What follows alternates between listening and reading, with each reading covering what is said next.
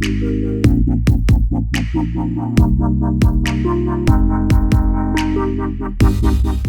students of the different institutes, we are also making arrangements as a state government to try and evacuate our students at the earliest from there so that they can come back safely.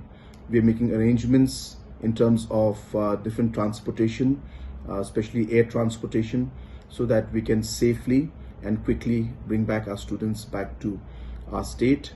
And we are also working on creating a permanent number, call center or a helpline number where the parents and the students can call on a 24-hour basis if they require any help or if any urgent matter is there.